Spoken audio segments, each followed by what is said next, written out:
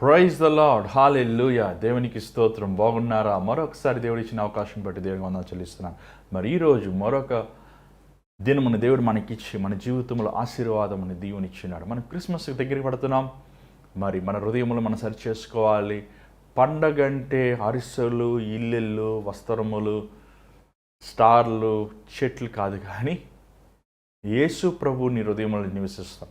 ప్రభు నీ హృదయంలో ఆహ్వానించబడి ఆయన నీతో పాటు జీవిస్తమే నిజమైన క్రిస్మస్. మరి ఈరోజు దేవుడు మనతో ఏం మాట్లాడదు మనం వేచి ఉందాం. దయచేసి స్థల ఉంచి ప్రార్థిద్దాం. పరిశుద్ధమైన తండ్రి దయగల ప్రభా, మరొకసారి నీ పాసనలోకి వస్తున్నామయ్యా. నిబిడలమైన మేము నేను నీ సన్నిధిలో కూడి నీ వాక్యం మేము ధ్యానించుచునగా మమ్మల్ని నీ సులువు చాటు మరుగుపరుచునైనా నీ మాటలు నాకు దయచే, నిబిడలతో నువ్వు మాట్లాడు. ఈ సమయాన్ని దీవించి ప్రతి ఆటంకాలు తొలగించమని యేసు నామమున అడుగుచున్నాం తండ్రి, ఆమేన్. మరి ఈరోజు క్రిస్మస్లో అనేక సందేశాలు ఉన్నాయి. దాంతోపాటు మనము యేసు ప్రభు గురించి చూస్తున్నాం. మరియా, యోసేపు, జ్ఞానులు, గొర్రెల కాపర్లు, దాని తర్వాత ఎలిజబెత్ని మనం చూస్తున్నాం. దాని తర్వాత మనం బాప్తిస్మం యోహాను మనం చూస్తున్నాం. దాంతోడు ఇంకొక ఇద్దరు మనుషులు ఉన్నారు. ఎవరు తెలుసా వారు? అదే ఈరోజు ఒకరు ధ్యానిద్దాం. వారు సీమోను. దయచేసి లూకాసు సువార్త 2వ అధ్యాయము 22వ వచనం దయచేసి బైబిల్ ఉన్నవారు చూడండి. మోషే ధర్మశాస్త్రము చొప్పున వారు తమను శుద్ధి చేసుకున్న దినములు గడిచినప్పుడు ప్రతి తొలిచూలు మగపిల్ల ప్రభువుకు ప్రతిష్ఠ చేయబడవలెను అని ప్రభు ధర్మశాస్త్రమందు వ్రాయబడినట్టు ఆయనను ప్రభువుకు ప్రతిష్ఠించుటకును ప్రభు ధర్మశాస్త్రమందు చెప్పబడినట్టు గువ్వల జతలైనను 2 పావురపు పిల్లలనైనను బలిగా సమర్పించుటకును వారు ఆయనను యెరూషలేమునకు తీసుకొని పోయేది. చాలు. ఇక్కడ మరి మరియా గర్భము ప్రసవించాక యూదుల సాంప్రదాయం ప్రకారం, మోషే ధర్మశాస్త్రం ప్రకారం మనం లేవికాండం 12వ అధ్యాయం మీరు చూసినట్లయితే ఒకసారి బైబిల్ చూడండి. లేవికాండం 12వ అధ్యాయము 2, 3 ఒకసారి చదువుదాం.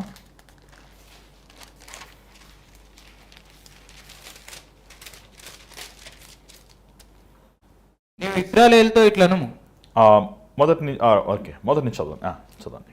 మరియు యెహోవా మోషేకి ఇలాగ సెలవిచ్చెను, నీవు ఇశ్రాయేలుతో ఇట్లను, ఒక స్త్రీ గర్భవతి అయి మగపిల్లను కనినెడల ఆమె 7 దినములు పురిటాలై ఉండవలను.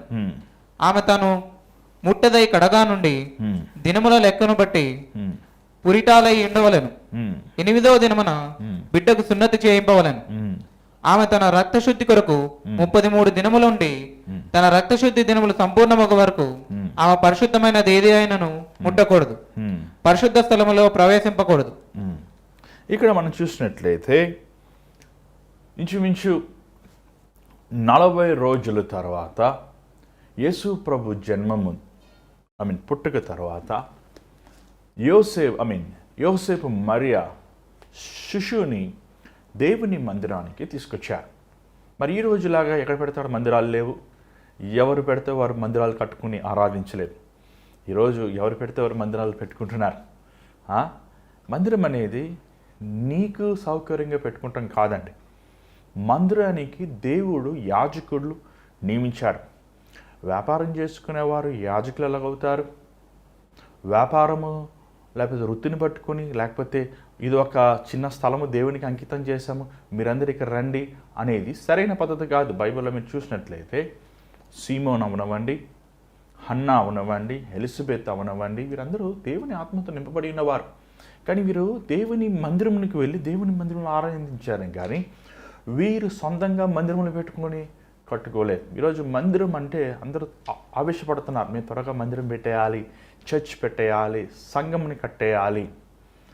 సంఘం అనేది, మందిరం అనేది దేవుడు నీకు స్పష్టంగా నీకు ఆజ్ఞిస్తేనే తప్ప, అది కూడా దేవుని వాక్యానుసారంగా నువ్వు సిద్ధపడాలి. నువ్వు వ్యాపారం చేసుకుంటూ, లేకపోతే నువ్వు లోకంలో వేరే సంపదలు చేసుకుని, లేకపోతే వృత్తిని చేసుకుంటూ నువ్వు సంపూర్ణమైన సేవకుడుగా పాలు పొందడానికి ఏమాత్రం అర్హత లేదు. ముఖ్యంగా మీరు మిడిల్ ఈస్ట్ కంట్రీస్ వెళ్తే వారు సోమవారం నుంచి శుక్రవారం వరకు ఉద్యోగాలు చేసుకుంటుంటారు. శనివారం ఆదివారము పాస్టర్గా పనిచేస్తుంటారు. అది బైబిల్ సారమైనది కాదు. మన బైబిల్ చూస్తున్నాం, సౌలును చూస్తున్నాం. సౌలు మనుషులు తన దగ్గర నుంచి వెళ్ళిపోతున్నాడని ఆ యుద్ధానికి ముందు బలిలు తన అగ్నిని కాలుస్తాడు. సమూయేలు కోపపడతాడు. సౌలు నువ్వు చేసింది చిన్న విషయం కాదు. అప్పుడే అంటాడు, అంటే నీ రాజ్యము నీ ఎద్దరి నుంచి తీసేస్తాను. ఎవరికి దేవుని వాక్యంలో అండి, ఎవరు ఏ పని చేయాలో ఆ పని చేయాలి. పని చేసే పనులు రొట్టు విడవకూడదు. సంఘంలో మన పాత దినముల్లో కూడా మనం దేవుని సేవకులు, సంఘముల్లో ఉన్న పెద్దలు ఇది నియమన పెట్టారు. పని చేసుకునేవాడు, ఉద్యోగం చేసే చేతులు, నీకు పిలుపు ఉన్నప్పటికీ సరే, నీకు ఆత్మ అభిషేకం ఉన్నప్పటికీ సరే, నువ్వు రొట్టెని విరవకూడదు. నువ్వు రొట్టెని ప్రభు బల ఇస్తానికి ఏమాత్రం అర్హత లేదు. అది దేవుని కోసం చేసే పనులు దేవుని కోసం ఉండాలి అని బైబిల్ రాయబడింది. లేవీడే యాజకుడికి యాజకుడే. మీరు ఇతరుల వల్లే ఉద్యోగం చేసుకుంటానికి కానీ, లేకపోతే పొలంలో పని చేసుకుంటానికి ఆస్కారము లేదు, అవకాశము లేదు. ఇక్కడ చూసినట్లయితే మరి ఈ మందిరంలో ఈ సమయంలో వీరు మందిరానికి వెళ్ళి మరి కుమారుని మీరు చూసినట్లయితే ఆ బిడ్డని సున్నతి చేశాక, అంటే సున్నతి చేస్తారు. అది దేవుడు ఇచ్చిన నిబంధన, అబ్రహాముకి దేవుడు ఇచ్చిన నిబంధన. ప్రతి పురుషుడు బైబిల్లో స్పష్టంగా ఉంది. అలాగే ప్రతి జంతువులో అది కూడా పురుషుడు, అది దేవునికి సంబంధమైనది. అంటే ప్రథమ ఫలము దేవుని సొత్తు. మరి ఇక్కడ బైబిల్లో చూసినట్లయితే స్త్రీ అని లేదు. అందుకైనా స్త్రీలు తక్కువ వారిని కాదు, కానీ దేవుడు చేసిన వాగ్దానం, నీ సంతతిని నేను ఆశీర్వదిస్తాను అబ్రహాము చేసినప్పుడు, అది తన దేవుడు తనకి ఇసాకుని కుమారుడు ఇచ్చాడు. మనం మత్తయి మొదట చూసినట్లయితే అక్కడ పురుషుల పేర్లు ఉంటాయి. పురుషుడు ద్వారంగా ఏమంటే స్త్రీ బైబిల్లో చూడగలిగితే దేవుని వాక్యం సెలవేస్తుంది, పురుషుడు స్త్రీ కోసం చేయబడలేదు, కానీ స్త్రీ పురుషుడి కోసం చేయబడింది. కానీ అదే మాటలో మనం చూడగలుగుతాం. ఆదికాండం మొదటి అధ్యాయంలో చివరి భాగంలో ఏమంటే పురుషుడు స్త్రీ దేవుని స్వరూపంలో చేయబడిన వారు. అంటే పురుషులు గొప్పవారు, స్త్రీలు తక్కువవారు కాదు, కానీ వారు సమమైనప్పటికీ వారు భాగములు వేరేవైనవి. పౌలు అదే అంటున్నాడు, ఏమంటే పురుషులారా మీ పరిశుద్ధమైన చేతులు పరలోకం వైపు ఎత్తి ప్రార్థించండి. ఈరోజు పురుషులు ప్రార్థించేవారుగా లేరు. ఈరోజు పురుషులు దేవుని మందిరంకి వెళ్ళేవారుగా లేరు. అనేక మందిరాలు వెళ్తున్నప్పుడు స్త్రీలు ఎక్కువ ఉంటారు, పురుషులు తక్కువ ఉంటారు. ఎందుకది? స్త్రీలు సహోదరులకి విశ్వాసం ఎక్కువ, పురుషులకి ఏమంటే దేవుడు అంటే చులకన. అందుకే వారి జీవితంలో, ఆత్మీయ జీవితంలో దిగజారిపోయేవారుగా, చెడు వ్యసనాలకి పాపంకి బానిస అయిన వారుగా ఉంటున్నారు. కానీ యోసేపు మరియ యేసు ప్రభుని మోషే ధర్మశాస్త్రం ప్రకారం మొదటి శిశువు దేవునికి అర్పించాలని. చూడండి, ఫస్ట్ నువ్వు ఇంట్లో నువ్వు పెద్దవాడు అయితే నువ్వు దేవుని సొత్తు డిఫాల్ట్గా, అది there is no doubt about it. నువ్వు ఇంట్లో నువ్వు మొదటి కుమారుడు అయితే నువ్వు దేవుని సొత్తు. అది జ్యేష్ఠ ఫలము నా సొత్తు అన్నాడు. సమూయేలును దేవుడికి తిరిగి ఇచ్చినప్పుడు దేవుడు హన్నాకి మరలా 5 బిడ్డలను ఇచ్చాడు. ప్రథమ ఫలం ఈరోజు చాలామంది ప్రథమ ఫలము వారు దేవుని సేవ చేస్తానికి కానీ, దేవుని చిత్తములో ఉండటానికి కానీ ఇష్టపడతలేదు. వారు స్వనీతితో, సొంత ఆశలతో వారు జీవిస్తున్నారు. వారి కుటుంబంలో, వారి జీవితంలో స్థిరంగా ఉండలేరు. అదే సమయంలో వారు ఇతరులకి, తన సహోదరులకి ఆశీర్వాదం కానీ దీవెనగా ఉండలేకపోతున్నారు. వీరిని తీసుకువెళ్ళి ఇచ్చినప్పుడు అక్కడ చూసినట్లయితే దేవుని మందిరానికి వెళ్ళినప్పుడు ఒట్టి చేతులతో వెళ్ళకూడదండి. దేవుని మందిరంలో ఈరోజు చాలామంది దేవుని మందిరానికి వెళ్తున్నారు. ఏం తీసుకెళ్తున్నావు? అల్పమైనవి, పాడైపోయినవి, పనికిరానివి. చూడండి, దేవుడు ఘనమైన వాడు. నువ్వు దేవుని మందిరంలో ప్రవేశించినప్పుడు అక్కడ కానుక పెట్టుకున్నప్పుడు అండి, ఆ కానుక పెట్టిని గౌరవించాలి. దేవుడే స్వయంగా కూర్చుంటాడు. చాలామంది కానుక వేస్తున్నప్పుడు చేతులు ఇలా గట్టి పట్టుకుని ఇలా పెట్టుకుని ఇలా పట్టుకొని వేస్తారు. ₹1, ₹2. ఇప్పుడు ₹10 అయినాయి అనుకోండి. విలువలేనివి, శపితమైనవి, పాడైపోయినవి దేవునికి ఇవ్వకూడదు. అందుకే నీ జీవితంలో మనం దేవునికి ఏది ఇస్తామో అది మనం తిరిగి పొందుకుంటాం. కయ్యను కులిపోయిన వాటిని ఇచ్చాడు, పాడైపోయిన వాటిని ఇచ్చాడు. ఏబేలు శ్రేష్టమైనవి దేవుడికి ఇచ్చాడు. దేవుడు ఏబేలు కానుక అంగీకరించాడు, కయ్యను కానుక విసర్జించాడు. దేవుడు చేసిన మేలు ఇది ఎంతమందికి గుర్తుందని? దేవుడు చేసిన మేలు. యోసేపు, మరియా దేవుడు చేసిన మేలు జ్ఞాపకం చేసుకొని, ఎలాగ దేవుడు బెత్లెహేములో వారు తోడున్నారో, ఎలాగ దేవుడు ఆ ప్రసవ సమయంలో వారికి సహాయం చేశాడో, ఆ మేలు జ్ఞాపకం చేసుకొని అవమానముని, సిగ్గుని, నిందని తప్పించాడు అని కృతజ్ఞతమైన మనసుతో యేసు ప్రభువును తీసుకువెళ్ళి దానితో పాటు బలిని కూడా మనం తీసుకెళ్తాం. మనం చూస్తున్నాం. ఇక్కడ చూసినట్లయితే మరి బైబిల్లో రాయబడి ఉంది, నిర్గమకాండములో గొర్రె పిల్లని తీసుకురావాలి. కానీ గొర్రె పిల్లని కొనటానికి స్తోమత లేని వారు పావురాములని తీసుకురావాలి. రాయబడింది 2 పావురాలు. పావురము పరిశుద్ధ ఆత్మకి సాదృశ్యమైనది. ఇది యూదులందరూ జన్మించినప్పుడు వారు పాప పరిహారం కోసం చేస్తుంటారు. మరి కీర్తనలు 51వ అధ్యాయం 5వ వచనం మీరు చూసినట్లయితే, కీర్తనలు 51వ అధ్యాయం 5వ వచనం చూసినట్లయితే, నీ పాపములు పుట్టినవాడను, పాపములోనే నా తల్లి నన్ను గర్భమును ధరించను. ఇక్కడ చూసినట్లయితే, నేను పాపములు పుట్టినవాడను, నా పాపములనే నా తల్లి గర్భమును ధరించను. కానీ యేసు ప్రభు మరియ పాపములో పుట్టలేదే. మరియ పరిశుద్ధాత్మ ద్వారా ఆవరించబడినప్పుడు శిశువుని కన్నాడు. ఆ యేసు ప్రభు పరిశుద్ధుడు, జన్మ పాపం లేనివాడు కదా. మరి ఎందుకు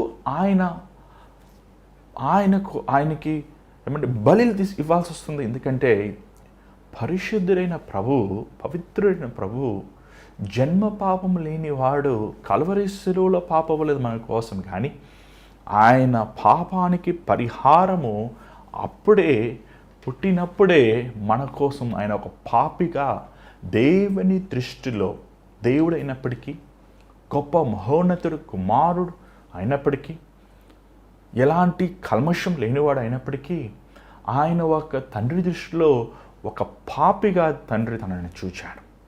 అసలు ఎంత త్యాగం అండి.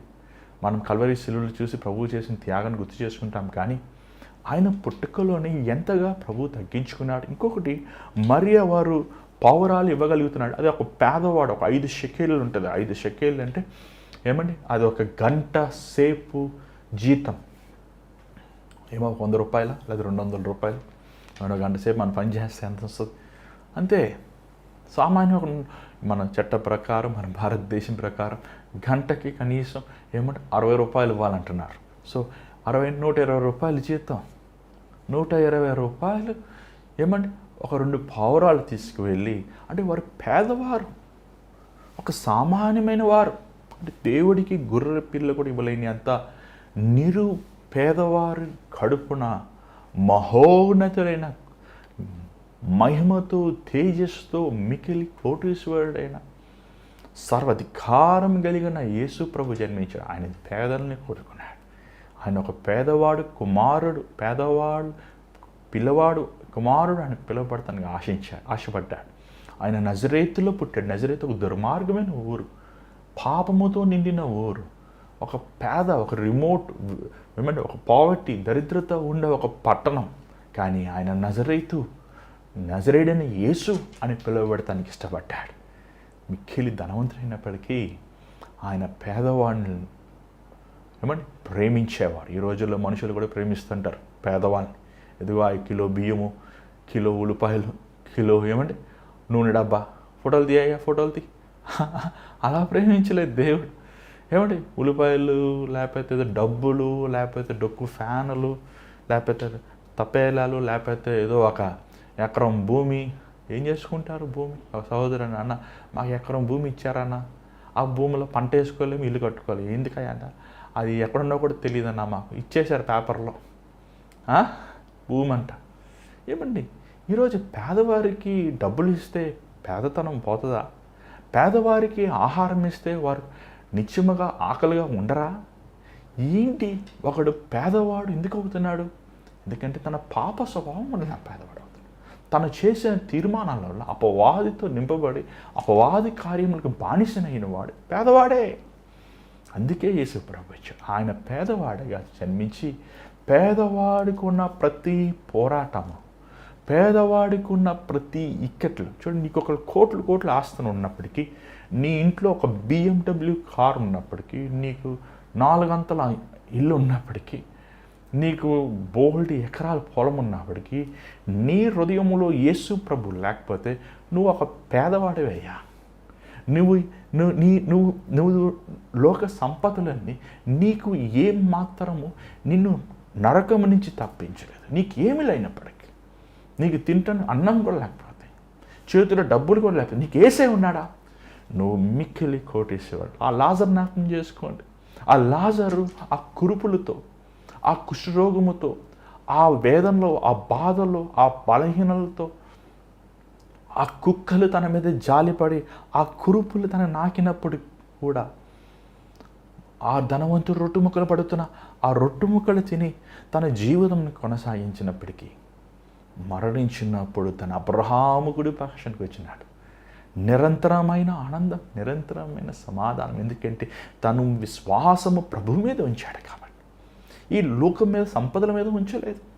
ఆ ధనవంతుడు ఈ లోకంలో గొప్ప అధికారి అయినప్పటికీ తను దేవుని మీద మనసు ఉంచలేదు కాబట్టి తను అగ్ని ఆరదు, పురుగు చావదు అని నిత్యమైన నరకంలోకి వెళ్ళాడు. ఈరోజు పొద్దున లేస్తే ప్రతి ఒక్కడి ఆశ, ప్రతి ఒక్కడి వాంఛ ఏంటంటే ధనము సంపాదించాలి, ధనమును కూర్చోబెట్టుకోవాలి, ధనముని అభివృద్ధిపరచుకోవాలి. ఓ వెరివాడ, ఈరోజు నీ ప్రాణము నీ ఎద్దు నుంచి తీసివేస్తే నువ్వు సంపాదించుకుని నీ ఏం చేస్తావయ్యా? బైబిల్లో ఒక మాట నాకు చాలా ఇష్టం. దుష్టుడంట సంపాదించుకునే ఆస్తి అంతా దేవుడు నీతిమంతుడికి ఇస్తాడట. వాడు అప్పులు చేసి, ఏమైనా లంచాలు తీసుకొని, దొంగతనాలు చేసి, కష్టపడి, చేసి అన్నీ కూర్చోబెట్టుకుంటాడట. కూర్చోబెట్టుకున్నాక దేవుడు తీసుకుని అది ఎలాగ ధనవంతుడికి ఇస్తాడంట. చాలాసార్లు ఇంటికి అద్దెకి వెళ్తుంటాం. అద్దెంట్లో ఇప్పటికే అద్దెంట్లోనే ఉంటాం. ఇల్లు బాగుంటుంది, భలే కట్టుకున్నారు అనుకుంటాం. మనం కట్టుకున్నా కూడా ఇంత బాగా కట్టుకోలేదు, అంత చక్కగా కట్టుకున్నారు. చిన్న ఇల్లు అయినప్పుడు నీట్గా బాగా కట్టుకున్నారు అనుకుంటాం. ఏమంటే అనుభవించే అదృష్టం లేదు. ఏమంటే వారు అంతా కట్టుకున్నప్పటికీ ఆ దేవుడు దుర్మార్గుడి కష్టార్జితంని, ధనవంతుడు కష్టార్జితంని ఏమంటే దేవుడు తన ప్రేమించిన వారికి అనుభవించుకుంటాను అవకాశం ఇస్తాడు. చూడండి, ఆ తేనె చూడండి, ఆ తేనె పట్టులు చూడండి, ఎంత కష్టపడి ఎన్ని పువ్వుల మీద వెళ్ళి అది ప్రయాణం చేసి ఆ తేనంతా కూర్చోబెట్టుకుంటుంది.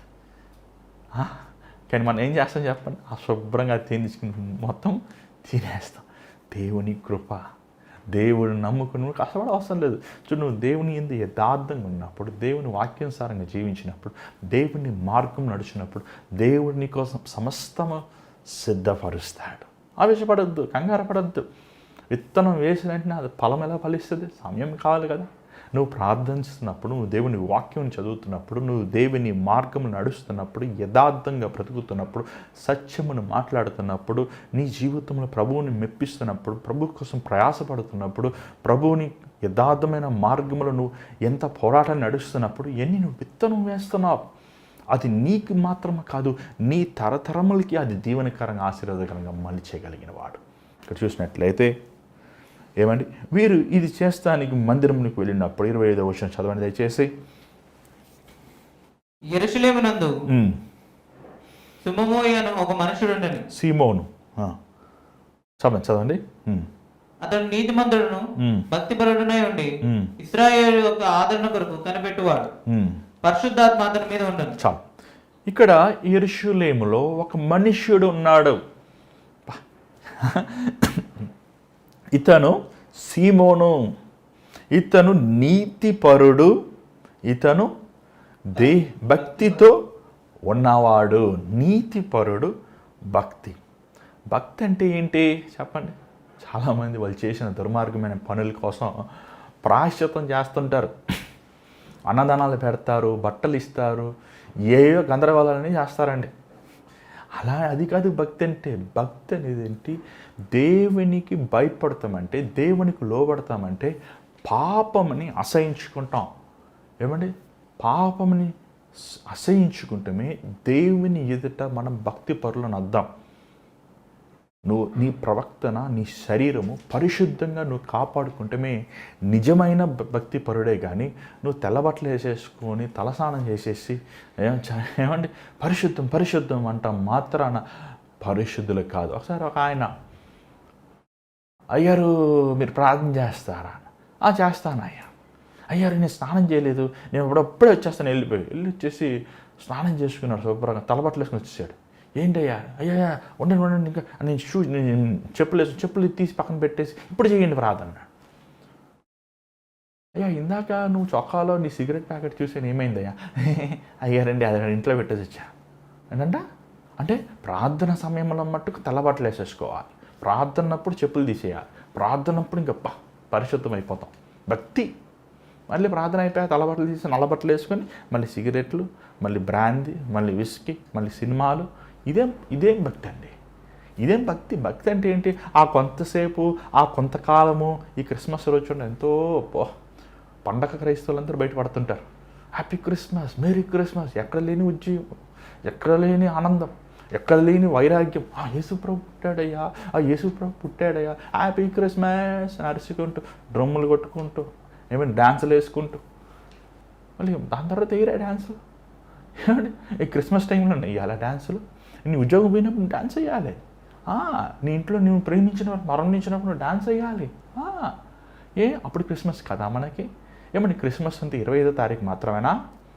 ప్రతిరోజు మనకి క్రిస్మస్. యేసు ప్రభు నీ హృదయం అంటే పండగ కోసం భక్తిని ఆచరించేవారు దేవునికి అసహ్యం. అందుకే దేవుడు అంటాడు, వారు పెదవులతో నన్ను ఆరాధిస్తున్నారు కానీ వారి హృదయములు దూరముగా ఉన్నాయి. కానీ ఇతను అలాంటి వాడు కాదు. సీమోను ఇతను నీతిపరుడు. ఈ డూ వాట్ ఈస్ రైట్. ఏది యథార్థంగా ఉంటాడు, ఏది రైట్ అది చేసేవాడు. రెండవది అతను దేవుని అంటే భయభక్తులు కలిగేవాడు. పిచ్చి ఆశలు వేయకూడదురా. ఏమండి మందిరానికి వచ్చి అమ్మాయిని సైట్ వేస్తే దేవుడు తలకాయ తీసేస్తాడు ఎప్పుడు ఉండేది మైండ్. చిన్నప్పటి నుంచి అమ్మాయిని చూస్తాను కానీ అబ్బాయిలను చూస్తాను. మందిరములో ఏమండి మా నాన్నగారు కట్టిన మందిరములు నాకు 31 సంవత్సరాలు పెళ్ళాయి. ఏ అమ్మాయితో ఆయన ఎప్పుడైనా పిచ్చిగా మాట్లాడతాం కానీ, ఇంటికి వెళ్ళి నెంబర్లు తీసుకుని ఎస్ఎంఎస్లు చేస్తాం కానీ, పిచ్చి ఆశాలు వేస్తాం కానీ, అలాంటి భయము దేవుని మందిరం. అది దేవుని మందిరానికి వెళ్ళినప్పుడు అమ్మాయిని చూసుకుంటారు, అబ్బాయిలు చూసుకుంటారు. ఏంటండి ఈ కేకలు పక్కపక్కలు ఏంటి? వాట్సాప్లో, ఫేస్బుక్లో ఇదో గొడవ. ఈరోజు మన ఒక తమ్ముడు చెప్పారే, అన్న నా పెళ్లి చేసుకున్నాను. ఎవరయ్యా? ఈ మన సంఘస్తురాలన్నా. అవునా? వెరీ గుడ్, ఓకేనా? మీ పెద్దల మాట లేదన్నా, మేము లవ్ చేసుకున్నా. ఎన్ని సంవత్సరాలు? 5 సంవత్సరాలు. అంటే 5 సంవత్సరాలు పాస్టర్ గారు తెలియకుండా వీళ్ళు లవ్ చేసుకొని మేము పెళ్లి చేసుకున్నా. ఇది ఎంత భయంకరం అండి అసలు. ఒక దంపతులు అలాగే పెళ్లి చేసుకున్నారు చెప్పలేదు, దేవుని సేవకులు చెప్పలేదు. వారు చేసుకున్నారు. అకస్మాత్తుగా ఆ వ్యక్తి మొన్న రీసెంట్గా మరణించాల్సి వచ్చింది. కానీ ఆశీర్వాదం ఉండాలి అలాంటి పెళ్ళిళ్ళు. అది నువ్వు ఎవరిని మోసం చేయాలనుకుంటున్నావు? నీకు నిజంగా మందిరంలో ఒకళ్ళు ఇష్టపడితే నువ్వు మీ తల్లిదండ్రులకు తెలియజేయి, వాళ్ళ తల్లిదండ్రులు వాళ్ళు తెలియజేస్తారు. మీరిద్దరు కలిసి దేవుని సేవకులను సలహా అడగండి. అప్పుడు మీరు పెళ్లి చేసుకుని నీ భార్యను నువ్వు ప్రేమించుకో, నీ భర్తను నువ్వు ప్రేమించుకో. ఎవడొద్దన్నాడు? ఏమంటే మీ భార్యతో కలిసి మీరు గుసగుసలు నవ్వుకుంటూ చేసుకుంటే మాకెందుకు? పెళ్లి చేసుకోకుండా ఈరోజు పురుషుడు భర్త పురుషుల్లాగా ఈరోజు ఎంతోమంది వారి పరిశుద్ధతను పాడు చేసుకుంటున్నారు, వారి జీవితాన్ని పాడు చేస్తారు. వారు ఏమంటే ఇంకా అసలు నువ్వు ఏం సాధిస్తావు నీ జీవితంలో? 24 గంటలు అమ్మాయితో మాట్లాడుతుంటే, అబ్బాయితో మాట్లాడుతుంటే నువ్వు ఏం చదువుతావు? నువ్వు ఏం ఉద్యోగం సంపాదిస్తావు?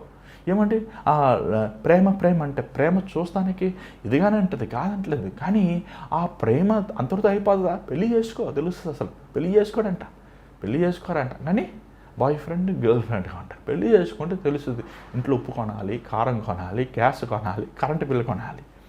ఏమండి పెళ్లి చేసుకుంటే తెలుస్తుంది. ఇంకా అమ్మ వండి పెడద్దని గిన్నెలు కడగాలి, వంట చేసి పెట్టాలి, కాఫీలు పంచదార తక్కువ అరుపులు తిట్లు తినాలి. పెళ్లి చేసుకోరంట. ఏమంటే కలిసి బీచ్లు తిరుగుతారంట, పార్కులు తిరుగుతారంట. కానీ ఈరోజు మందిరంలో ఎంతో భయంకరం చూస్తున్నామండి. నేను లండన్ వెళ్ళినప్పుడు ఒక చర్చ్ పేరు చెప్తూ నాకు ఇష్టం లేదు, అది చాలా ఫేమస్ చర్చ్.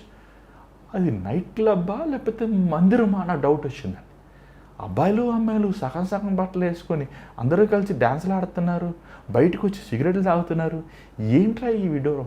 ఎంతో బాధ, ఎంతో వేదన నాకు కలిగింది. ఈరోజు మందిరములు ఈ మన భారతదేశంలో కూడా మందిరములాగా అయిపోయినాయి. అరే మందిరంలో పరిశుద్ధత ఉండాలి. అరే ఒక మందిరానికి ఎందుకు వస్తున్నావు? నువ్వు యేసుని చూస్తానికి వస్తున్నావు, యేసు ప్రభు మాటలు వినటానికి వస్తున్నావు. ప్రభువు మీద నీ ధ్యాస ఉండాలి, పక్కవారి మీద నీకెందుకయ్యా? ఆమె ఏం చీర కట్టుకుంది, ఇతను ఏం వాచ్ పెట్టుకున్నాడు, ఇతని ఈరోజు ఈ మనుషులు దేవుని మందిరానికి వచ్చి శాపానికి పొందుతున్న కారణం ఇది. కానీ సీమోను అలాంటి వాడు కాదు. దేవుని మందిరానికి ఈ సీమోను ఎవరు తెలుసా అండి? తన తండ్రి పేరు ఏమండి హిలియా అని అతని పేరు, సన్ ఆఫ్ హెలియా అని ఉంది చరిత్రలో. అతను ఎవరో కాదు, సీమోను కుమారుడే గమానేలు. హిలియా అనే వ్యక్తి ఇజ్రాయెల్ దేశానికి ఒక గొప్ప నాయకుడు. It's a president of Israel. మరి ఆ సమయంలో కూడా దేవుడు ఈ హిలియా అనే వ్యక్తిని ఒక నియమముగా ఉంచాడు. మరి ఆయన మరణించి సీమోను అప్పటికి వృద్ధాప్యంలో ఉన్నాడు. సీమోను దేవుని ఆత్మ ద్వారా నింపడ్డాడు. నిజంగా ఆశ్చర్యం వేస్తుంది. మనం చాలాసార్లు అంటాం 400 సంవత్సరాలు దేవుడు ఎవరితో మాట్లాడలేదు, ఇశ్రాయేల్ ప్రజలను వదిలేసలేదు. ఎక్కడ వదిలేశాడు? ఎక్కడ వదలలేదే. మన సీమోను చూస్తున్నాం, హన్నాను చూస్తున్నాం, ఎలిజబెత్ని చూస్తున్నాం, జకరయాను చూస్తున్నాం. ఏమంటే అసలు దేవుడు ఎలా వదిలేస్తాడు తన ప్రజల్ని? 400 సంవత్సరాలు నిశ్శబ్దం అంటే అక్కడ ప్రవక్త లేని మాత్రాన, అక్కడ ఒక రాజు లేని మాత్రాన దేవుడు తన ఆత్మతో నింపలేదా? ప్రభువే మార్గమును సిద్ధపరుస్తున్నాడు. ఏమండి మనిషి కుమారుడు ఈ లోకంలో జన్మించాలని తండ్రి దేవుడే తన జనముని ప్రభువు కోసం సిద్ధపడదు. ఈ సీమోను ఒక వృద్ధాప్యంలో ఉన్న వ్యక్తి, అంత మాత్రం కాదు, ఒక పెద్దవాడు. ఏమండి ఈరోజు ఈ పెద్దవారు ఏం చేస్తున్నారు చెప్పండి? రిటైర్ అయిపోయాక పెద్దమైన మాటలు, ఎక్కడ స్థలాలు ఉన్నాయి, ఎక్కడ ఇళ్ళు ఉన్నాయి, ఇంకా 4-3 కలిసారంటే వాళ్ళు బ్యాచ్మేట్స్ లేకపోతే మన ఫ్రెండ్స్ లేకపోతే కొలీగ్స్ ఏం చేస్తారు తెలుసా అండి? ఇంకా అనవసరమైన మాటలు, పాత మాటలు. కలిసి ప్రార్థన చేస్తున్నారా మీరు? కలిసి దేవుని వాక్యం చదువుతున్నారు? చూడండి, మీ మనవరాళ్ళకి మంచి మార్గం ఉండాలి. అనవసరమైన వ్యర్థమైన మాటలు మనం మాట్లాడటం వల్ల మన సమయాన్ని మీరు వ్యర్థం చేసుకుంటున్నారు. చాలామంది వారు ఇంకా రిటైర్ అయిపోయాక కూడా రక్షణ లేని వారుగా ఉన్నారు, మారు మనసు పొందిన వారుగా ఉన్నారు. ఎలాగో దేవుడు నిన్ను చివరి చివరి గడికి తీసుకొచ్చాడు. నీ జీవిత యాత్రలో నువ్వు వృద్ధాప్యం తీసుకొచ్చాడు. నీ వృద్ధాప్యంలో నీ సమయం ఏం చేస్తున్నావు? కనీసం అప్పుడైనా దేవుని వాక్యం చదువుతున్నావా? అప్పుడైనా దేవుని ఎదురు అరే ఈ లోకాన్ని నేను విడిచిపెడతాను, నేను మరణిస్తాను. మనం ఒకసారి 85 సంవత్సరాలు ఒక ముసలమ్మ వచ్చి, అమ్మ ఎలా ఉన్నారమ్మా? బాగున్నాను అయ్యా, బాగున్నాను. అమ్మ ప్రార్థన అవసరత ఏంటని? అయ్యా నేను ఇంకా బతకాలి. ఆరోగ్యం బాగుందా? అయ్యా మోకాలు నొప్పులు, అయ్యా వీపు నొప్పులు, అయ్యా డాక్టర్ గుండెలో బలహీనత ఉందా, కానీ ఇంకా బతకాలి అయ్యా. అమ్మ ఎక్కడ ఉంటున్నావు అమ్మ? అయ్యా నేను నా కుమారు దగ్గర ఉంటున్నాను అయ్యా, నా పనులు నేను చేసుకోలేకపోతున్నాను, చాలాసార్లు నాకు పిల్లలు విసిగిపోతున్నారయ్యా, నాకు పరిచర్య చేస్తాను. ఏమా 85 సంవత్సరాలు వచ్చేది కదా, 85 సంవత్సరాలు బతికా కదా, నీకు సమాధానం తృప్తి లేదా? అరే దేవుడు నా పట్ల ఎంత కృప చూపించాడు, దేవుడు నా పట్ల ఎంత సహాయం చేశాడు.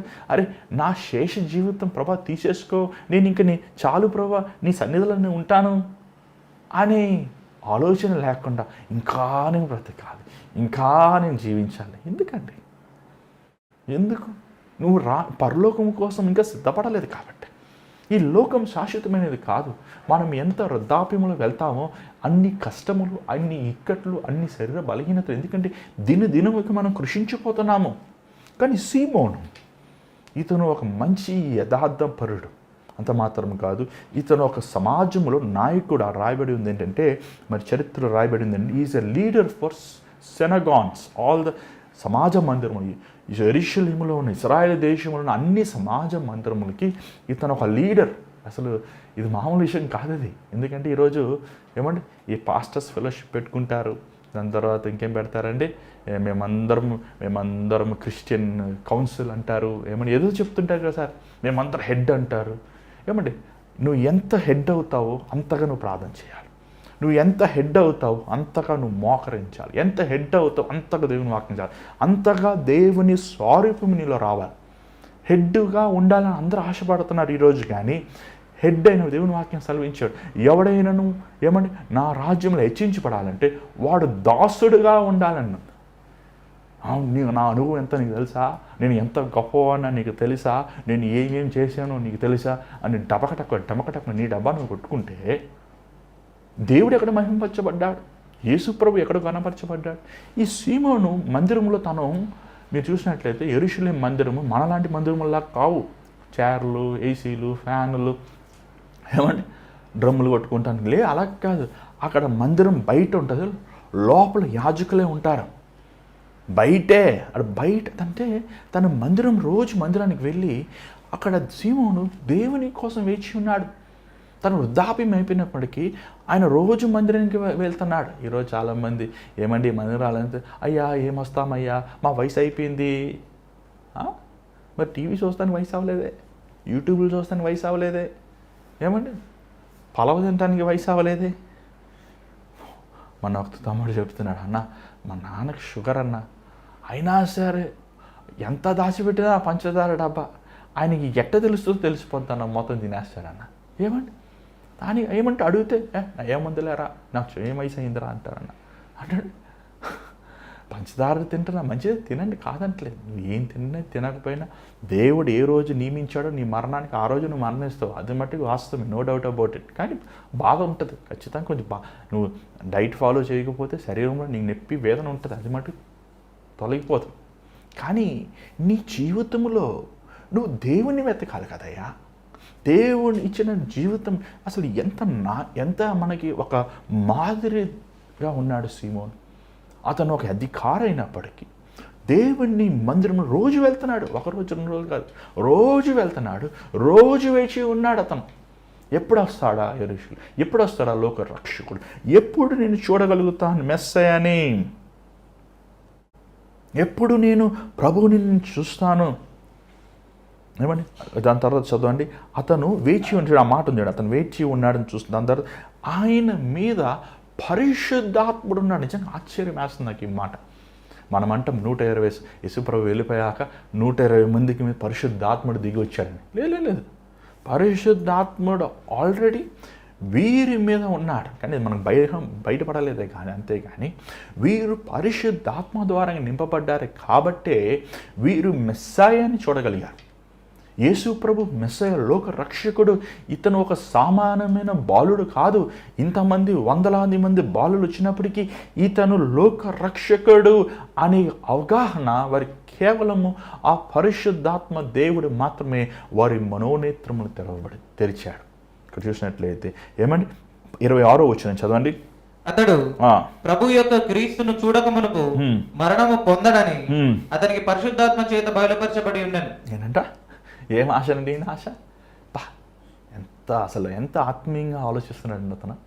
అంటే మెస్సయ్యని చూసే వరకు నేను అడుగాడు కాబట్టి దేవుడు ఒప్పుకున్నాడు. అయ్యా నేను మెస్సయ్యని చూడాలి. ఆ రోజుల్లో మరి లేఖనాల ప్రకారము ప్రతి ఒక్క స్త్రీ గర్వం ధరించినప్పుడు అనుకుంటారు, నా మెస్సేజ్ జన్మిస్తున్నారా, మెస్సేజ్ పుడుతున్నారా అని. ఏమంటే ఎందుకంటే అది ఆ లేఖనము వీరు అనుదినము ధర్మశాస్త్రం చదివేవారు, అంత మాత్రమే కాదు దేవుని ఆత్మ ద్వారా నింపబడి ఉన్నవారు. సో వీరు రెడీగా ఉన్నారు మెస్సయ్యను చూస్తానికి, మెస్సయ్యను కనుగొనడానికి. ఇక్కడ చూసినట్లయితే ఏమంటే తన దేవుని అడిగాడు, అయ్యా నేను మెస్సయ్యను చూసే వరకు, లోక రక్షకుడిని చూసే వరకు నేను చచ్చిపోకూడదయ్యా. ఏంటండి నువ్వు ఎవరు చూడాలనుకుంటున్నావు? ఏమో మెగాస్టార్లు, మొన్న ఒక తమ్ముడు ఏమండి ఏమయ్యా మీటింగ్ రాలేదన్నా, మెగాస్టార్ ఇచ్చారన్నా. ఎవడయ్యా మెగాస్టార్? తాగుబోతు, 2 భార్యలు కలిగి ఉన్నాడు, ఒక క్యారెక్టర్ లేనివాడు, మూర్ఖతనము, అసూయతో, మోసము, దుర్మార్గ జీవితం జీవించేవాడు మెగాస్టార్ లాగుతారయ్యా. ఒక క్యారెక్టర్ లేని పర్సన్ ఎలాగ మెగాస్టార్? ఎవడండి స్టార్? ఎవరిని పెడితే వాడు మెగాస్టార్ అంటారేంటి? నోట్లో సిగరెట్ పెట్టుకుని గుండ్రంగా చేస్తే వాడు మెగాస్టార్ అయిపోతాడా? దాని తర్వాత చూడండి వాడి కిడ్నీలు పోయి ఏమండి ఆ ఊపిరితిత్తులు పోయి త్వరగా చచ్చిపోతారు. అవి చూపించరే, అది సిగరెట్లో పెట్టి ఉప్పు అని ఊతే ఏమండి ఈరోజు మూతి మీద మీసం లేని కుర్రోళ్ళు కూడా ఉప్పు అని ఊతున్నారు, త్వరగా పోతారు. దేవుని వాక్యం స్పష్టంగా రాయబడింది, అధికముగా దుష్కార్యం చేయవద్దు, నీ కాలం రాకముందు నువ్వు ఎలా మరణించదువి. నీ భార్యను అనాథ చేసేస్తావు, నీ పిల్లల్ని అనాథ చేస్తావు. ఏంటండి అసలు పాపం వద్దంటే ఆడుకుంటారేంటి? ఆ సిగరెట్ మీద ఉంటుంది థ్రోట్ క్యాన్సర్ వస్తుంది, అది చూడరా పాపంలే మనకేం రాదు. పో, ఎందుకు రాదు? నువ్వేమన్నా పెద్ద పరిశుద్ధురా? ఏమండి దేవుడి కృప నీవు ఓర్ని ప్రతి సమయం ఉంటుంది అనుకుంటున్నావా? ఈరోజు ఎంతోమంది యవనస్తులు తాగుబోతులు లివర్ మన 21 సంవత్సరాలు ఒక తమ్ముడు లివర్ డ్యామేజ్ అయిపోయిందన్న డాక్టర్ వాళ్ళ తల్లిదండ్రులు ఏడుస్తున్నారు. అయ్యా 21 సంవత్సరాలు అసలు ఎంత చక్కగా ఉండాలి ఆ వయసులో. అది వీల్ చైర్లో తీసుకొచ్చి ఇతను లివర్ డ్యామేజ్ అయిపోయి నడవలేడు, నిలబడలేడు, డాక్టర్స్ కూడా హోప్ లేదనేసరి ఇంకో చివరిగా మీకోసం ప్రార్థన చేసి ఏమైందో మాకు తెలియదు. ఏమండి ఈరోజు ఎంతమంది వారు ఆరోగ్యాన్ని చెడు వ్యసనాలతో, పాపం కార్యములతో, డ్రగ్స్తో, ఇదొక భయంకరం. ఏంటంటే ఈరోజు వీరికి ఈ సిగరెట్లు, బ్రాందీలు ఓల్డ్ ఫ్యాషన్ అయిపోయింది. డ్రగ్స్ కావాలన్నా స్ట్రైట్ అంట. మొన్న ఒకడు తమ్ముడు అన్నాడు, నాన్న మా ఏరియాలో ఎంతోమంది గంజాయి కొడుతున్నారని, ఓపెన్గా కొడుతున్నారని. అయ్యో ఏమంటే ఈ గర్భవతి స్త్రీలు ఆ ప్రసవ వేదన మర్చిపోతాం కోసం ఏదో ఒక డ్రగ్ ఇస్తారంట. అది వేసుకుని ఈరోజు యవనస్తులు కుర్రోళ్ళు ఆ పార్కులమ్మట, బీచ్లమ్మట పడుకుంటారు. అసలు ఎందుకంటే అసలు ఎంత భయంకరంగా వీరు, ఎంత భయంకరం. ఈరోజు ఎంతోమంది యవనస్తులు దేవుని ఆత్మతో నింపబడకుండా, దేవుని కోసం యథార్థంగా పరిశుద్ధంగా వారి దేహాన్ని కాపాడుకోకుండా, అసలు నువ్వు ఒక యవనస్తుడిగానే ఒక సరైన ఒక క్యారెక్టర్ లేకపోతే అసలు నువ్వు తండ్రి అయ్యాక, నువ్వు తాత అయ్యాక నువ్వు ఏం అధికారంగా ఉంటావండి? నీ కొడుకు కూడా అదే చేస్తాడు. అలాంటివి దయచేసి పెళ్లి చేసుకోవద్దు. అలాంటి వారు దయచేసి మీరు మీ జీవితంని పాడు చేసుకోండి. రక్షణ లేకుండా, లోతైన మారు మనసు లేకుండా, యేసుప్రభు రక్తముతో కడగబడకుండా దయచేసి మీరు మరలా సమాజంలో ఏమంటే దుర్మార్గులను కనద్దు. ఇప్పటికే బోల్డ్ మంది దుర్మార్గులు, నరహత్య చేసేవారు, ఏమంటే రౌడీజం చేసేవారు, భ్రష్టులు, మూర్ఖులు, తాగుబోతులు, బోల్డ్ మంది ఈ సమాజంలో ఉంది. మరలా నువ్వు నీ ప్రవక్తన మార్గం నువ్వు పెళ్లి చేసుకొని మళ్ళీ ఆమెను హింసించి ఎందుకు? ఈరోజు నీ పాపం నీతోనే పోతుందా? నీ పాపాలు నీతోనే పోతాయి. ఓకే, ఈరోజు ఎంతోమంది తాగుడికి బానిస అయి ఉన్నారు, తాగుడు వ్యసనాలకి బానిస అయి ఉన్నారు. కానీ సీమోన్ అంటున్నాడు, ఏమంటే దేవుని వాక్యం సెలవు, మీరు మద్యముతో మత్తులై కాక పరిశుద్ధాత్మ ద్వారంగా నింపబడండి. సీమోను మత్తుని అలవాటు చేసుకోలేదు, కానీ దేవుని ఆత్మతో తను పరిశుద్ధంగా జీవించి అడుగుతున్నాడు, ఉన్నతమైన అడుగుతున్నాడు. నేను లోకరక్షకుని చూడాలి, అమెరికాను కాదయ్యా, లండన్ కాదు, లేకపోతే అది కాదు, లేకపోతే ఇది కాదు, లేకపోతే ఏమంటే నేను అది చూడాలి ఇది చూడాలంటలేదు, కానీ ప్రభా నేను యేసయ్యని చూడాలయ్యా. నా పాపములు, నా అతిక్రమములు, నా దోషములు మోసుకు వెళ్ళే గొర్రె పిల్లని చూడాలయ్యా. ఏమంటే దేవుని ఆత్మతో నింపబడ్డాను అంటున్నావు, పరిశుద్ధాత్మతో నింపబడ్డాను అంటున్నావు. ఏంటి నువ్వు చూస్తున్నావు చెప్పు నీ సెల్ ఫోన్లో? ఏంటి నువ్వు ఆ సినిమాలు, ఏంటి అశ్లీలమైన దృశ్యములు, ఏమంటే పొరుగింటి భార్యను, పొరుగింటి పురుషులను, పొరుగింటి వ్యక్తులు, వస్తువులు ఎందుకు నువ్వు చూస్తున్నావు? నీ దృష్టి నిటారుగా ఉండాలి, దేవుణ్ణి నువ్వు చూడాలి. ఏంటి నువ్వు చూడాలని ఆశిస్తున్నావు? పొద్దున్న లేచి వాళ్ళని చూడాలనుకుంటున్నావు, వీళ్ళని చూడాలనుకుంటున్నావు, ఆహారం పదాలు నువ్వు చూడాలనుకుంటున్నావు, నీ జీవితాన్ని పాడు చేసుకుంటున్నావు కదా.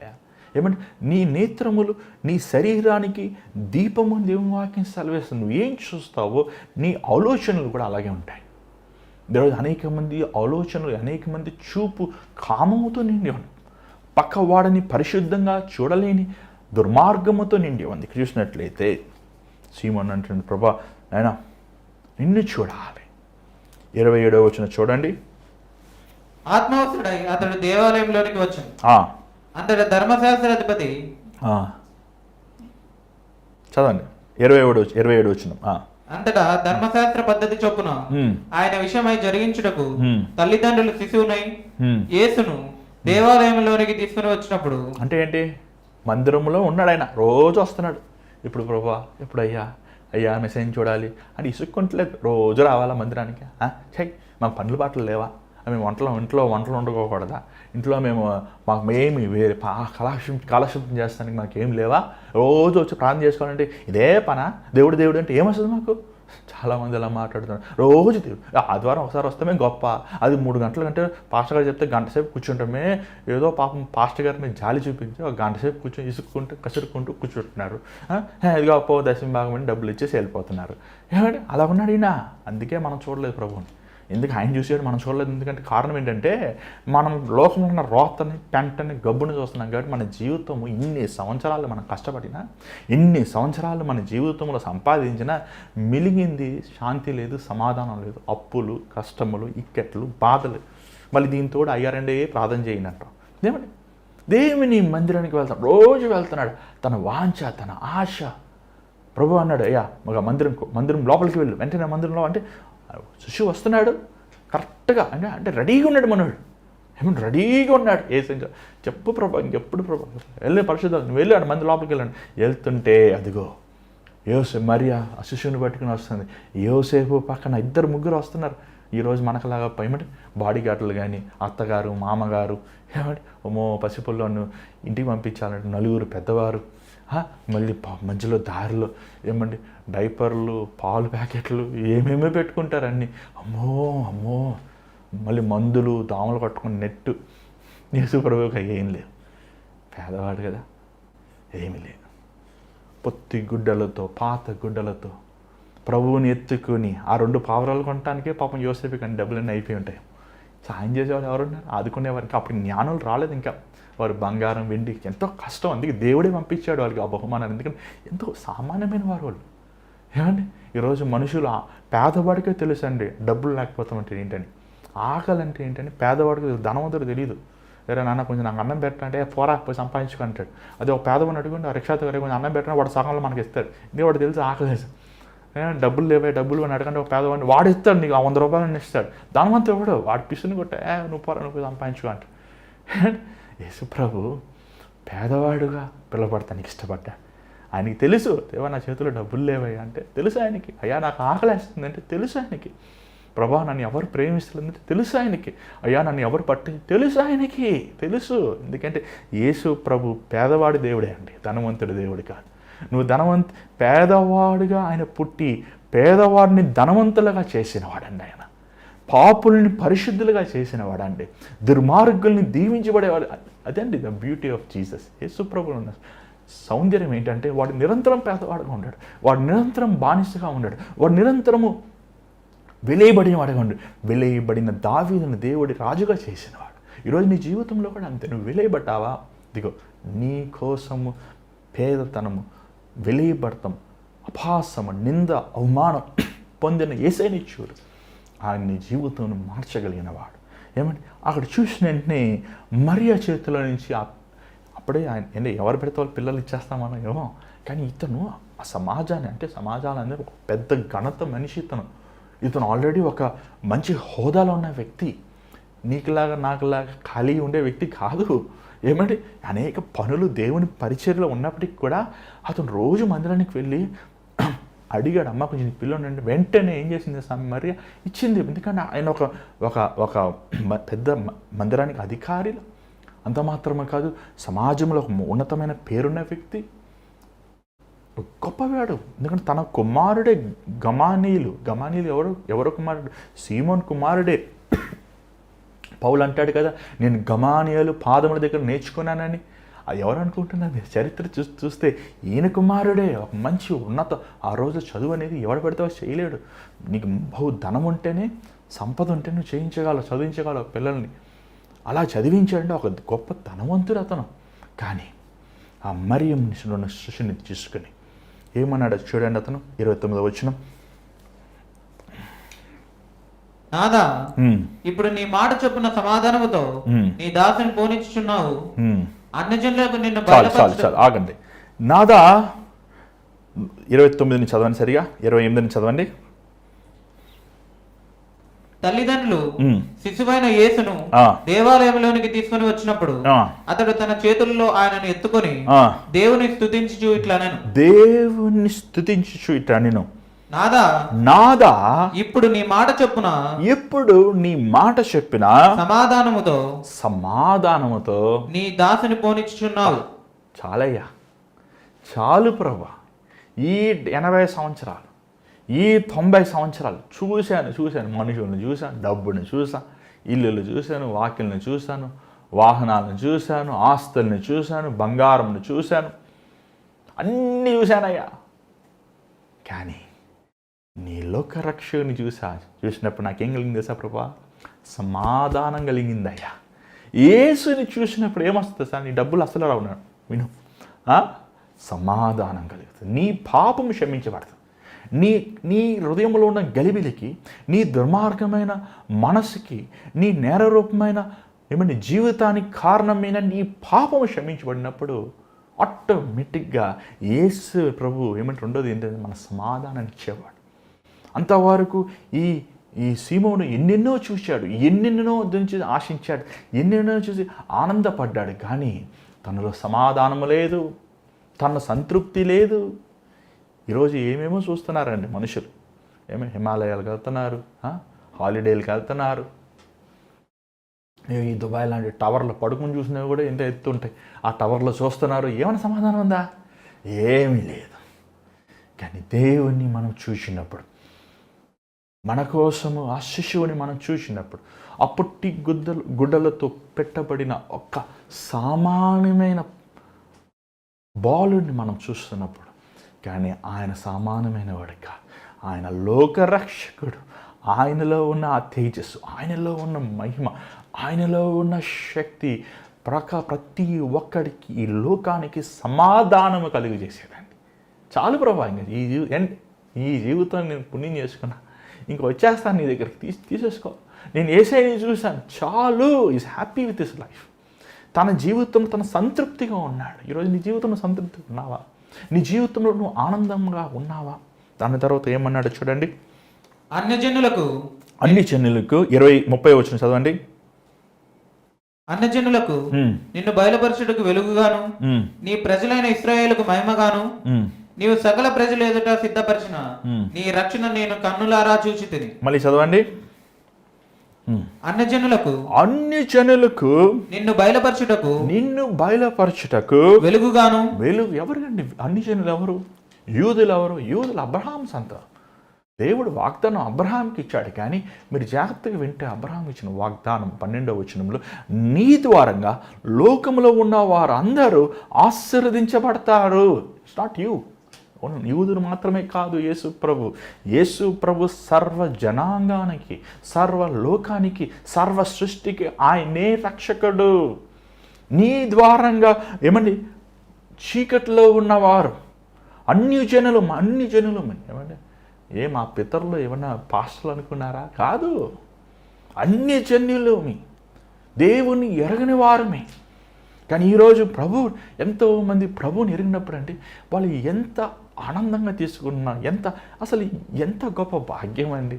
మనమేమైనా అబ్రహాం సంతత, మనమేమైనా ఇసాకు సంతతి వారమా, మనమేమైనా యూదులు వారమా? ఈరోజు యూదులు యేసు ప్రభువుని ఇంకా నమ్మలేకపోతున్నారు. కానీ మనము నమ్ముతున్నాం.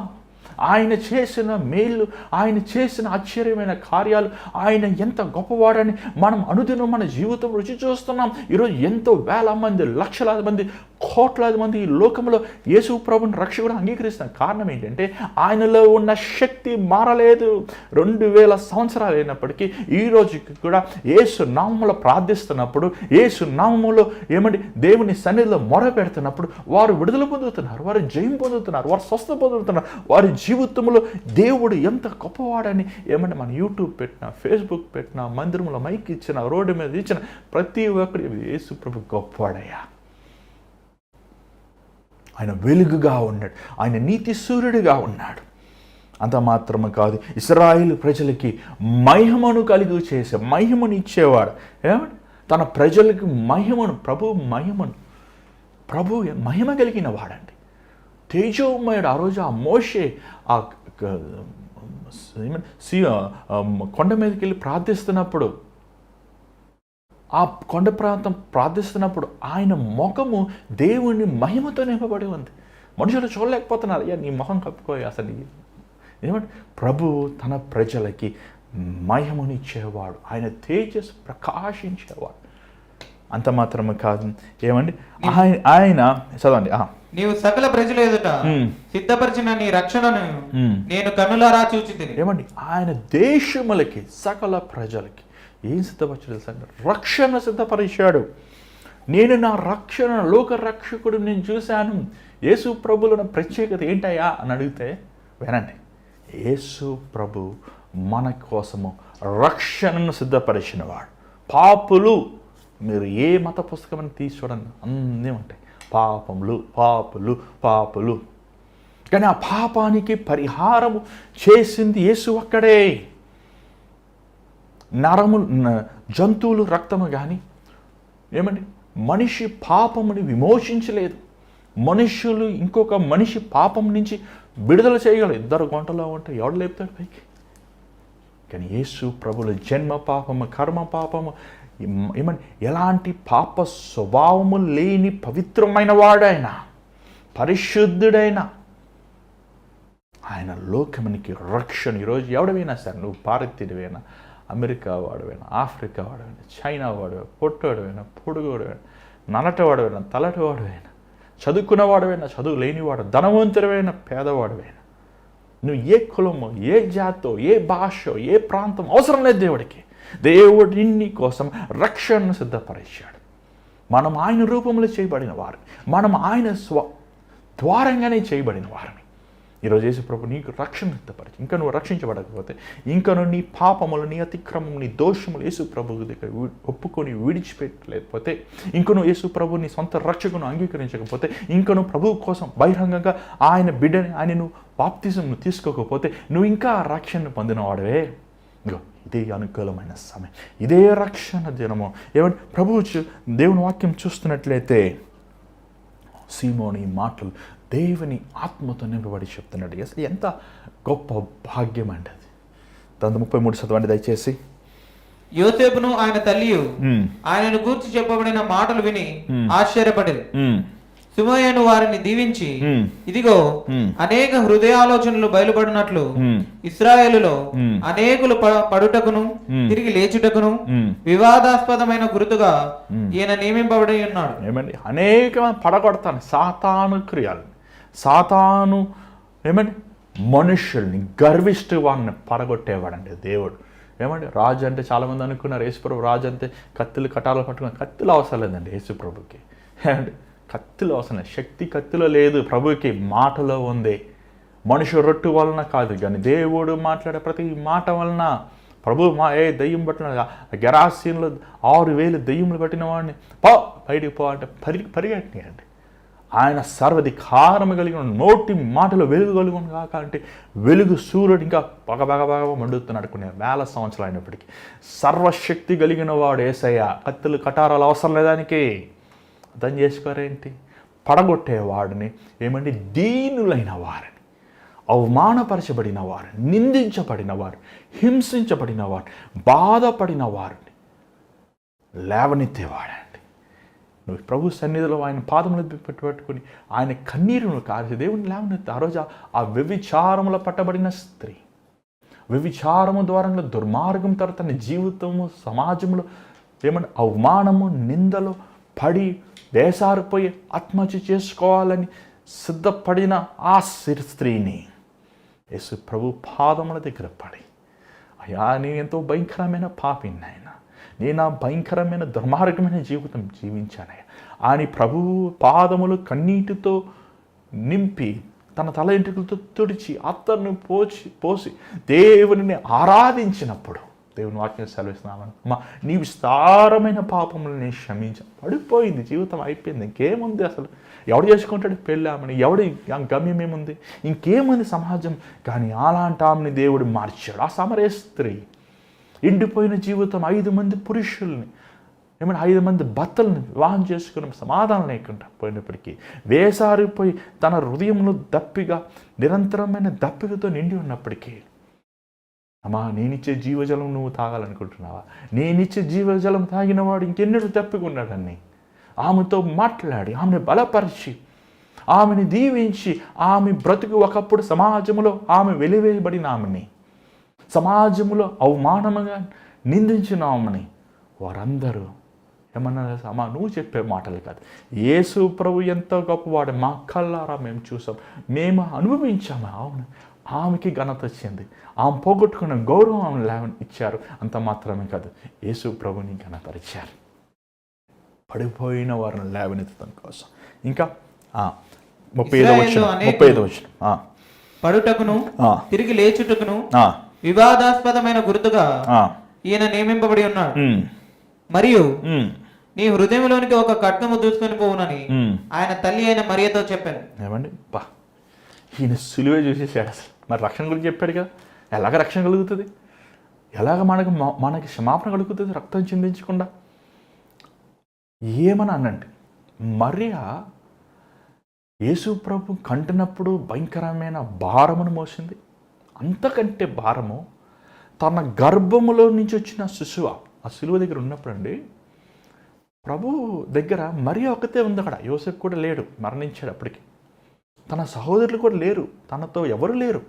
మరియా కన్న తల్లి తన కుమారుడు ఖచ్చితంగా ఆయన ప్రభువు దేవుడే కాదంటలేదు. అయినప్పటికీ మరియా ప్రసవ వేదనతో కనింది. తన తల్లికి తన బిడ్డ ఎంతో ఎంతో ప్రేమ, శారీరకమైనగా ఎంతో ఒక తల్లి తన బిడ్డని ఎంతో ప్రేమిస్తుంది. కానీ ఆ కల్వరి శిలువలో ఆమె గుండె పేలిపోయిందండి. మామూలుగా కాదు, శిశువులు లేరు, దాక్కున్నారు, అక్కడ చూడలేదు ఆ దృశ్యాన్ని. బంధువులు మిత్రులు ఎవరు లేరు.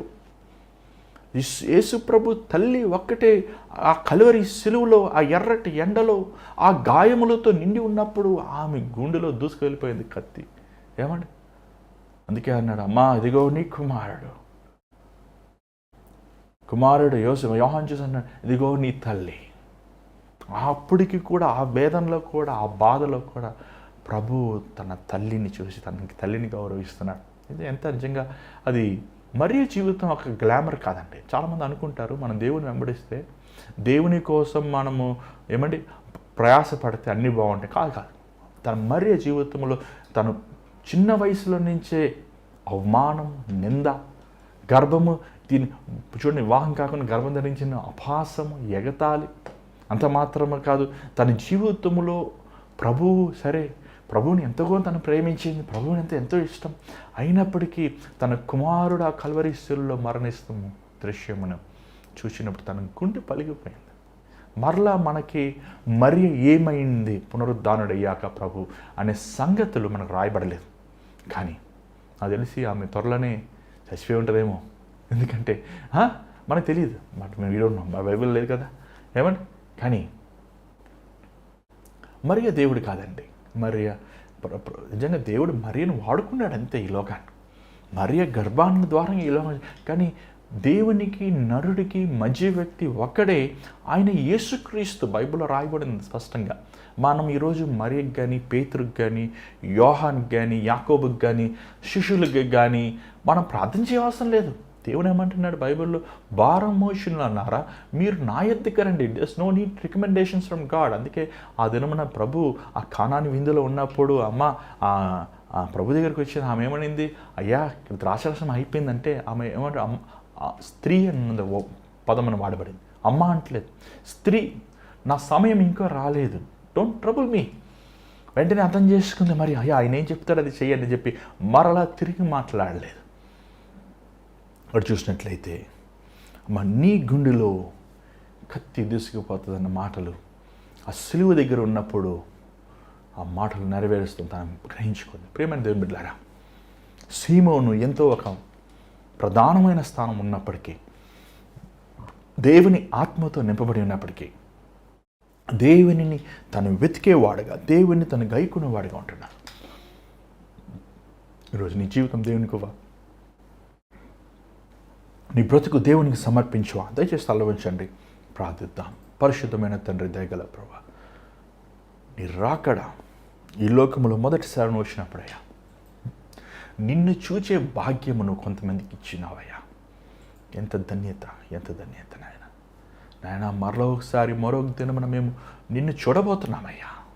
కానీ బాలుడుగా కాదు, కానీ సింహాసనం మీద కూర్చోబడి ఆరాధించబడుతున్న నీతి సూర్యుడిగా మేము చూడబోతున్నామయ్యా. అయ్యా, మేము కూడా నిన్ను ఆరాధించే గుంపులో మేము కలిసి నిన్ను ఆరాధించే భాగ్యమును మాకు ఇవ్వబోతున్నావు అయ్యా. సీమోను వలే మేము కూడా నాయన నిన్ను వెతికే నేత్రములు మాకు దయచే, నిన్ను వెతికే మనస్సు మాకు దయచే తండ్రి. అవును నాయన, మా అనేకమైన వ్యర్థమాటివి మేము వెతుకుతున్నాం నాయన. వ్యర్థమాటి వాటితో మా మనస్సుని మా ఆలోచనతో నింపుకున్నామయ్యా. మమ్మల్ని క్షమించు నాయన. నీ వాక్యముని చదువుకునేవారం, నీ మోకరించి నాయన నీ సిలువ వైపు మేము చూసేవారం ఉండడానికి సహాయం చేయి అయ్యా. మాకు కూడా సీమోన్లో ఉన్నంత పరిశుద్ధత మాలో దయచేయను, యథార్థత మాలో దయచేయను, విశ్వాసము భక్తి మాకు దయచేయను. మాటలతో కాదు కానీ నీ కోసము తను ప్రతి దినము వేచి ఉన్నాడు. అలాగ నీ చిత్తము కోసం, నీ మాటల కోసం, నీ ప్రసన్నత కోసం, నీ తాగుదల కోసం మేము అనుదినము నీ ఎందుకు వేచి ఉండడానికి సహాయం చేయి. ఈ క్రిస్మస్లో ఉన్న సమాధానం మాకు దయచేయి. అపవాది హేరోదు ఆత్మ కలిగి చేసిన ప్రతి దురాత్మ శక్తులు, మోసపరిచే ఆత్మలు యేసు నామములో పారుతూ నీ సమాధానంను ప్రకటిస్తున్నాం. కృప చూపించు. ఉచిత మళ్ళీ రేపు 7 గంటలు కలుసుకున్న సహాయం చేయమని యేసు నామములో అడుగుచున్నాం తండ్రి, ఆమేన్. మరి ఈరోజు ఈ వాక్యం ద్వారా మీ దీవించబడిన ఉంచున్నాను. దేవుడు ఇంత మాట్లాడండి మాకు తెలియపరచండి. మేము దేవుని స్తుతించాలని ఆశిస్తున్నాం. మరి ఈ కార్యక్రమం ద్వారా మీరు మేలు పొంది దీవించబడి ఉంటే చూడండి, ఈ కార్యక్రమం ఎంతో భారంగా చేస్తున్నాం, ఎన్నో అవసరతలు ఉన్నాయి. మరి మీరు ప్రార్థన చేయాలి, అంత మాత్రం కాదు. మరి ఈ పరిచయానికి దేవుడు మిమ్మల్ని ప్రేరేపించగలడు. చిన్న కానుక పంపించండి. మరి ఈ సంవత్సరం ఎండ్లు చివరికి వస్తున్నాం. మరి దేవుడు మీకు చేసిన మేలు నిమిత్తం కృతజ్ఞత కానుక మీరు పంపించాల్సింది దేవుని నామమున కోరుకుంటున్నాం. మరి గూగుల్ పే ద్వారంగా, ఫోన్పే ద్వారంగా, మరి అకౌంట్ నెంబర్ ద్వారా మీరు పంపించవచ్చు. మరి దేవుడు మీ పట్ల ఇంకొన్ని గొప్ప కార్యములు చేయాలని మేము అనుదినం ప్రార్థిస్తుంటాం. మీరు మా కోసం ప్రార్థించండి. దేవుని చేత మీద 7 గంటలు కలుసుకుందాం. అంతవరకు God bless you. Take care.